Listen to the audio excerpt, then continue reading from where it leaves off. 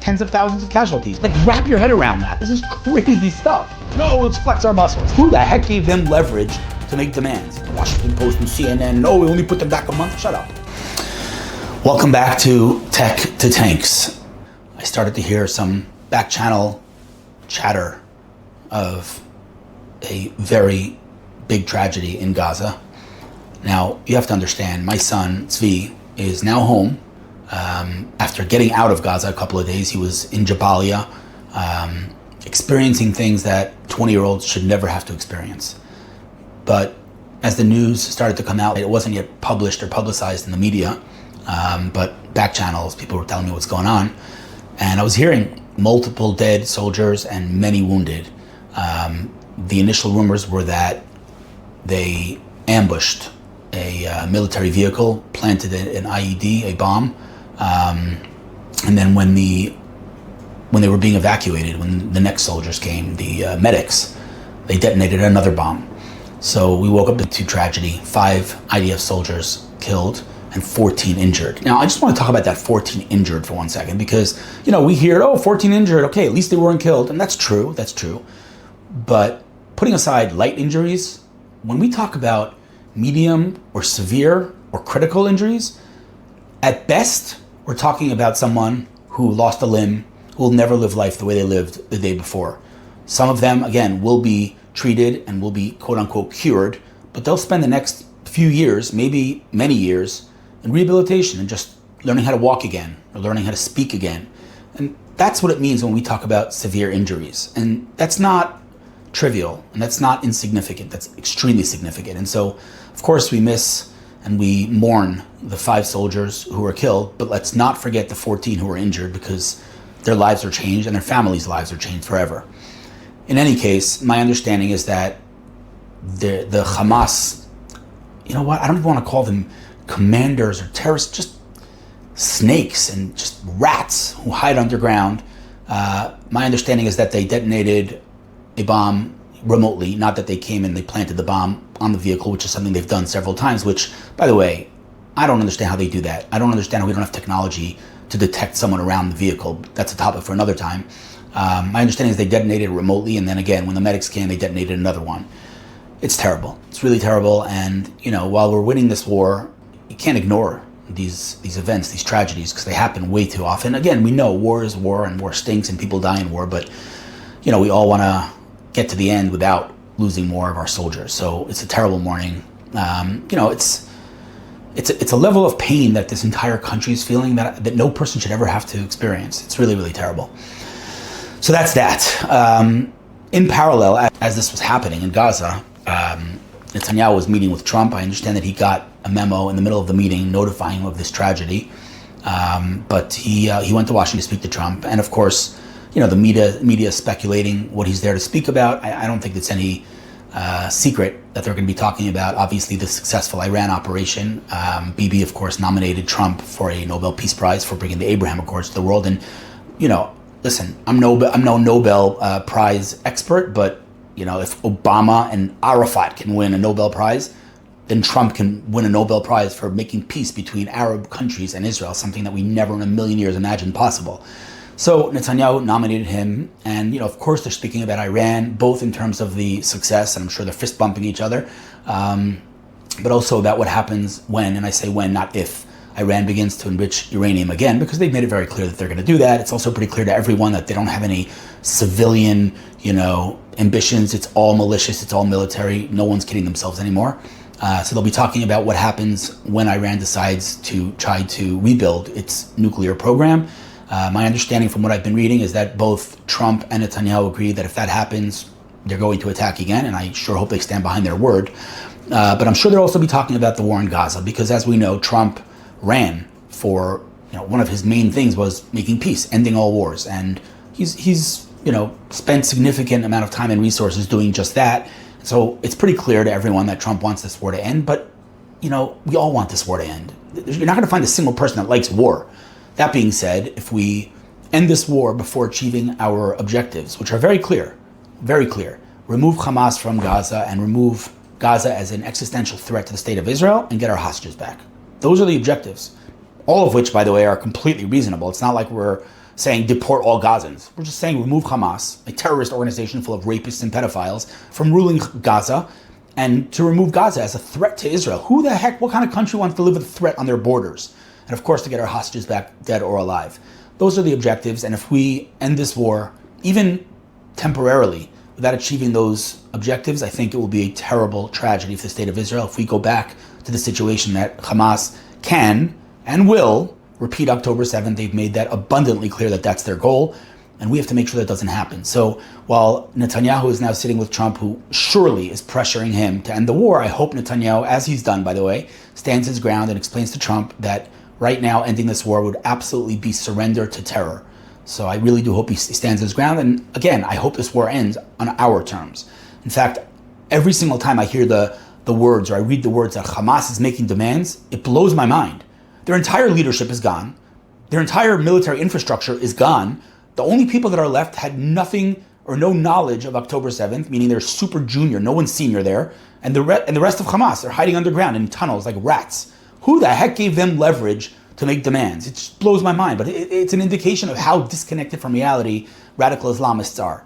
And again, it's Hamas, it's Hezbollah, it's all of them. So, when they make demands, I don't know whether to laugh or cry.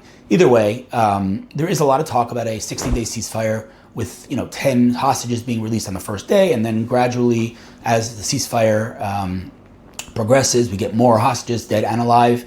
Of course, Hamas wants Israel's total withdrawal from Gaza, something that is never going to happen. But they are making requests / demands that Israel's okay, providing them with as long as we get our hostages back. Right now we'll see. It's all speculation. It's all rumors. We obviously don't know. And if the last 2 years has taught us anything, it's that don't believe the media, right? The truth is, and I think about this all the time. We hear about Israel's planning on attacking Iran. How do journalists know this stuff? How does any journalist know what Netanyahu and Trump are speaking about behind closed doors? No one knows. There's speculation, there are rumors, and surely they're speaking about Iran, surely speaking about God. Yes, no question. About the Houthis and what they're doing in the Red Sea. There's no question they're speaking about these things, but nobody really knows what's going on behind closed doors, and that's the way it should be. So, time will tell. But the bottom line is, and I've said this 1,000 times, and I'll say it 1,000 times more, because it is worth repeating, and that is that in 50 years from now, not even, in 20 years from now, when historians or military strategists analyze this war. When I say this war, I mean the war, not just Gaza. The war, Judea and Samaria, Gaza, Yemen, Syria, Lebanon, Iran, of course, and other countries that are coming after Israel diplomatically, of course, South Africa and Canada and France and Ireland, the list just goes on and on. When historians and military strategists analyze this war, I would bet money that this war will go down in history as one of the most remarkable and successful military operations in history. That is not an exaggeration. Just take Iran as an example. Israel, and by the way, I have to give an apology here, and that is that I keep getting confused between the size of Iran and the population of Iran. So the population of Iran is 10 times Israel's population. The country is 70 times Israel's size. So I've been saying it the opposite, and a few people corrected me. But Israel taking out a country that is 70 times its size and 10 times its population, taking out the regime basically in 12 days, unheard of. Now, of course, the Ayatollah, the supreme leader, still rules and is still leading in Iran, and that's by design. I would say that's a feature, not a bug. Meaning Israel could have taken him out. Israel decided not to take him out for various reasons, some of which I don't know. But the Iranian regime is done, right? Their nuclear program is decimated. With all the rumors in the Washington Post and CNN, and we only put them back a month. Shut up. They're done. Okay? There's no way that they're coming back to what they were without many, many, many years of effort. And again, as soon as that happens, Israel and the United States will prevent it from happening. So they're done. The nuclear program is done. Okay? That was the main objective, because they were actually posing an existential threat to the state of Israel. They made it very clear what their intentions are. So the fact that their nuclear program is decimated is a massive, but an astronomical win. Okay, there's that. Then Israel took out, and I'll be conservative and say 70% of their ballistic missiles. It's probably more than that, but okay, 70% of its ballistic missiles. Each, by the way, with the potential to cause thousands of deaths in Israel, not to mention, by the way, Europe, right? These ballistic missiles could reach Europe. And again, Iran doesn't hide their goals. They want to take over the West. They made it abundantly clear. So that those ballistic missiles are done, right? And even if somehow they have uranium hiding somewhere, and even if somehow their nuclear facilities magically reappear, they don't have any nuclear scientists. No one's building the bomb in Iran. Okay, so the nuclear program's done, the ballistic missiles are done, nuclear scientists are gone, their entire leadership, like this is not an exaggeration, the entire leadership of the Iranian regime, other than the Ayatollah, is gone. They're all gone. And we did this in one night, by the way. So when the world analyzes this war, not only Iran, but what Israel did to Hamas in Gaza, what we did across the board, we did to the Houthis, which is, by the way, not even close to finished. I mean, there's a lot of surprises coming at them soon.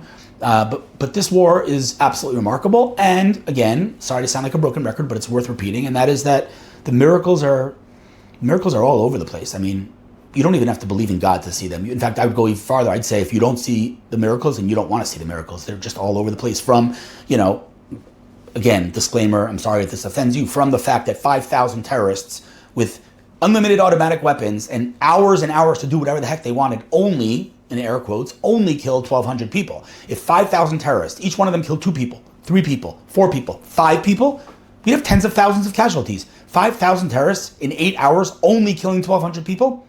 Makes no sense.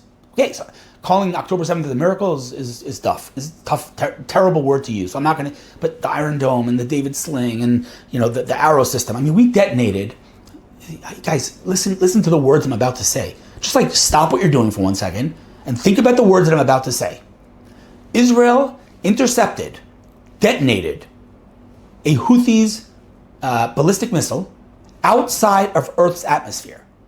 Again, Israel intercepted a ballistic missile in space.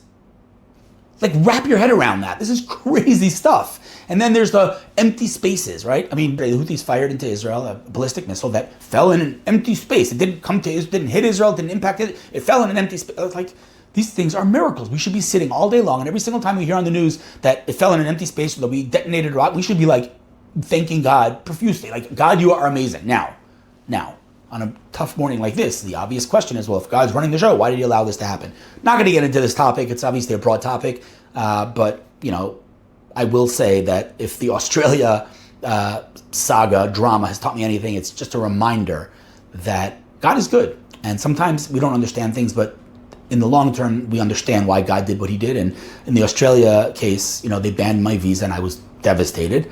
But what ended up happening is that, number one, I did the talks anyway. I got paid anyway. More people came to the events when I was speaking virtually because of all the media. And most importantly, the Iran war broke out and I would have been stuck in Australia. All my kids are in bomb shelters shielding themselves from ballistic missiles. So thank God I didn't get stuck in Australia. That's just, one example. And again, please don't misunderstand what I'm saying. It's terrible, it's horrible, it's devastating, it's just horrible in every way. And I don't understand it. I don't have any answers, but I do know that God loves us, and God does what's best for us, even when it's hard for us to understand.